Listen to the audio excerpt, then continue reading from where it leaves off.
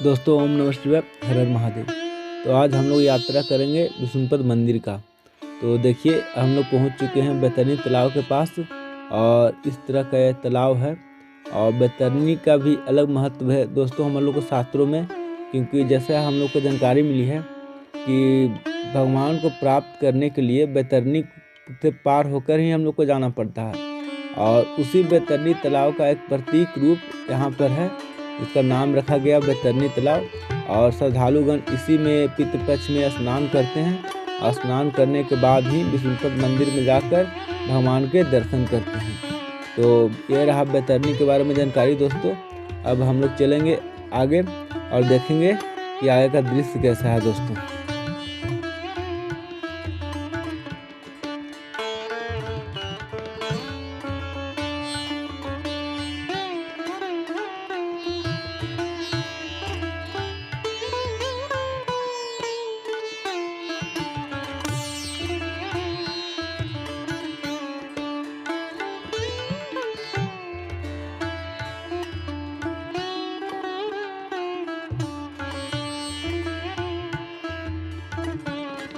तो दोस्तों हम लोग अब विष्णुपद मंदिर के बहुत ही करीब पहुंच चुके हैं। आगे से एक रास्ता मिलेगा, चौक मिलेगा, वहां से हम लोग टर्न लेंगे और फिर विष्णुपद मंदिर के मेन रास्ते में हम लोग चले जाएंगे। ठीक है दोस्तों।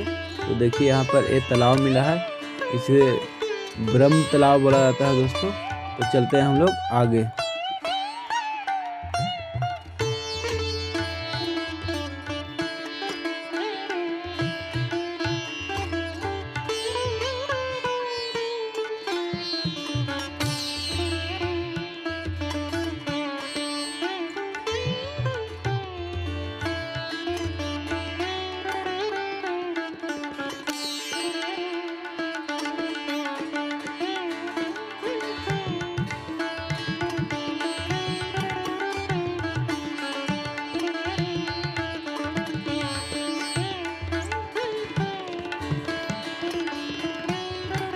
दोस्तों मुझे नहीं पता, मुझे मंदिर से न जाने क्यों अधिक प्यार है, क्योंकि मैं जहाँ भी जाता हूँ मैं कोशिश करता हूँ कि जो भी दृश्य जहाँ भी घूमने जाऊँ वहाँ कुछ ऐसा फेमस मंदिर मिल जाए जिसके मैं आपको दर्शन कराऊँ, ताकि कुछ मुझे भी थोड़ा पुण्य प्राप्त हो जाए और आप लोग भी उस मंदिर को दर्शन करके वहाँ से जो भी देवी देवता हूँ उनकी कृपा आपको भी प्राप्त हो।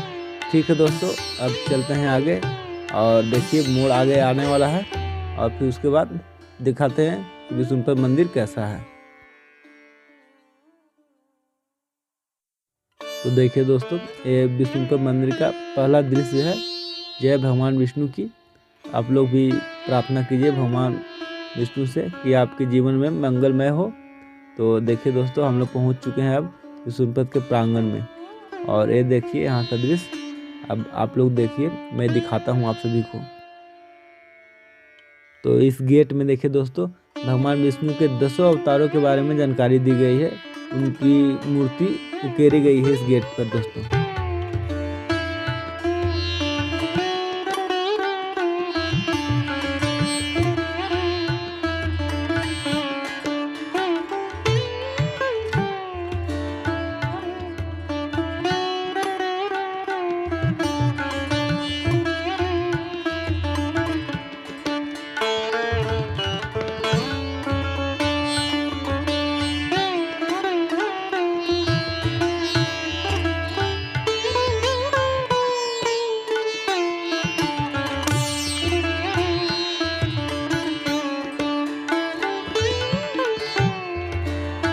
तो दोस्तों सामने ही गेस्ट हाउस है, अहिल्या बाई गेस्ट हाउस।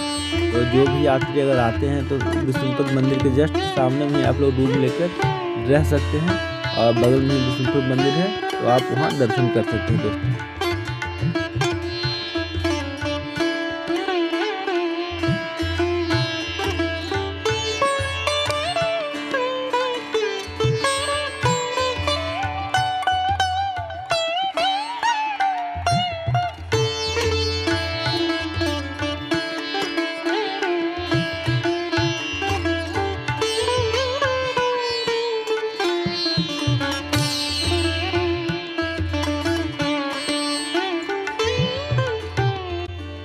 कथा ये भी कहती है दोस्तों कि गयासुर को भगवान विष्णु ने वरदान दिया है कि तुम्हें रोज एक पिंड स्वरूप में भोजन प्राप्त होगा, और जिस दिन भी गया की धरती पर गया विष्णुपद में पिंड नहीं मिलेगा, उस दिन गयासुर धरती चीर के बाहर चला आएगा। ऐसी कथा है दोस्तों।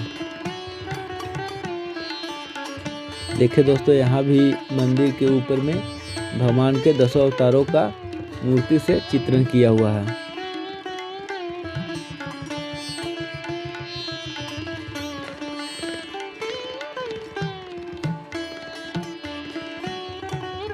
और ये मंदिर में बाहर का दृश्य है, जहाँ पर आप लोग कुछ खरीदारी कर सकते हैं इस धाम पर। और देखिए यहाँ पर बहुत सुंदर सुंदर बर्तन हैं, पूजा पाठ के जो इस्तेमाल होती है ना, ये सारे बर्तने हैं। और कुछ प्रसादी उरसाद की भी दुकान है। तो देखिए ये सब।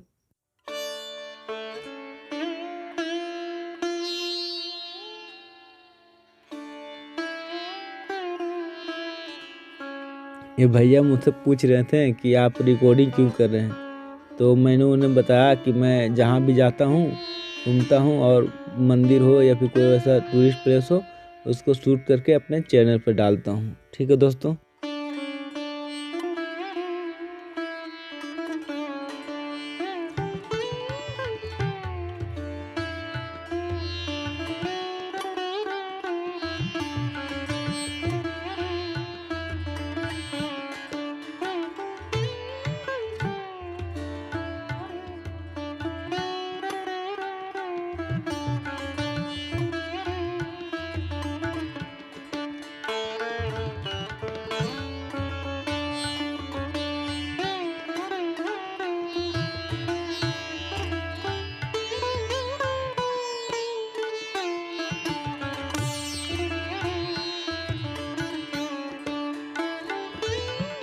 दोस्तों, मंदिर के अंदर मोबाइल या कैमरा ले जाना मना है, इसलिए मैं क्षमा चाहूँगा कि आपके भगवान के मंदिर के भीतर जाके आपका दर्शन नहीं करा सका। ठीक है दोस्तों, देखिए ये सब। ये भी भैया रिकॉर्डिंग करने से मना कर रहे थे कि रिकॉर्डिंग नहीं कीजिए, फिर भी मैंने रिकॉर्डिंग की दोस्तों।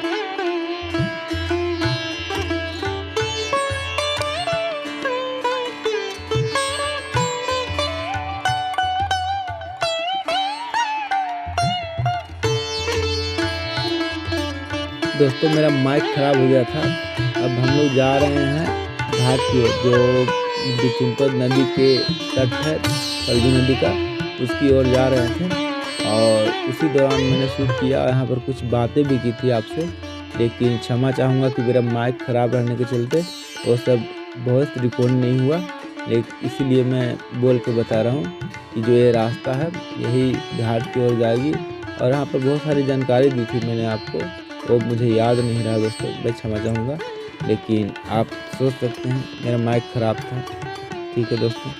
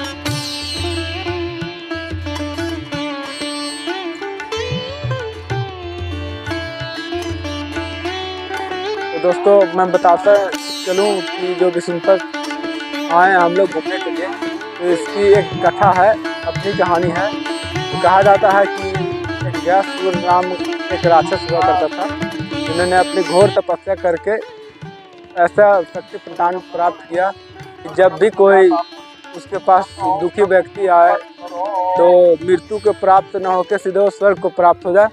तो इससे जो व्यवस्था थी तो चरमरा गई।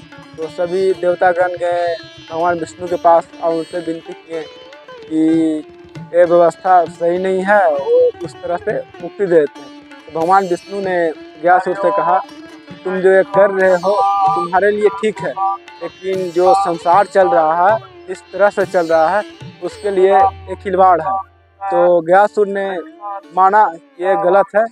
तो उन्होंने प्रार्थना किया भगवान विष्णु से कि प्रभु आप जैसा समझे उस तरह का आप करें। तो कहें कि भगवान आप ही मुझे इस छुटकारा दिलाइए इस शक्ति से। तो भगवान विष्णु ने उस शक्ति को छुटकारा दिलाने के लिए अपने चरणों से गयासुर को गया में ही अंदर धंसा दिए। तो गयासुर जब अंदर धंस गए तो उन्होंने बोला कि सदैव मुझे एक पिंड दान चाहिए मेरी शांति के लिए। जिस दिन पिंड दान मुझे प्राप्त नहीं होगा मैं फिर से पुनः जीवित हो जाऊंगा। तब से इस गया के विष्णुपद घाट में, शमशान घाट में सदैव चाहे लाश जलती हो, अगर जिस दिन भी लाश नहीं आती उस दिन एक कृत्रिम रूप से पिंड दान किया जाता है खुद से, ताकि गयासुर शांति से नीचे दबा रहे और वो बाहर ना निकले। तो ऐसी कहानी, ऐसी मान्यता है विष्णुपद मंदिर के। तो आप आइए और ज़्यादा जानकारी के लिए आप गूगल भी कर सकते हैं कि विष्णुपद मंदिर से हम लोग को और क्या सीख मिल सकती है। ठीक है दोस्तों।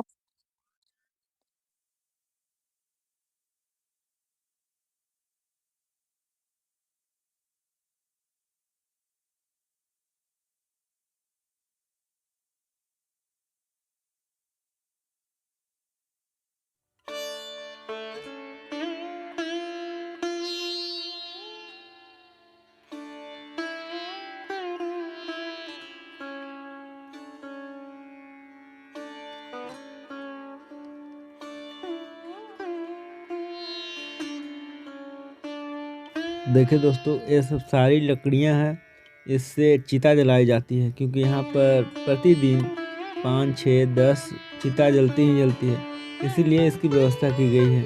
और यहाँ देखिए इलेक्ट्रिक सब दाह गृह है, क्योंकि जो लवारिस लाशें आती है तो उसमें जला दी जाती हैं, क्योंकि सभी के पास पैसे तो नहीं होते, गरीब जनता भी है इस भारत में, तो उनके लिए सरकार ने बहुत अच्छी व्यवस्था की है। तो ठीक है दोस्तों, देखिए ये सब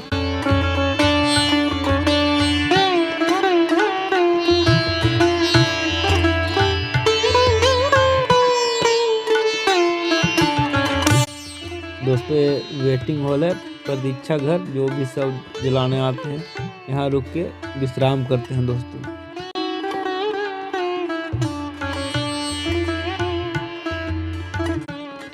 तो देखिए दोस्तों, ये भगवान विष्णु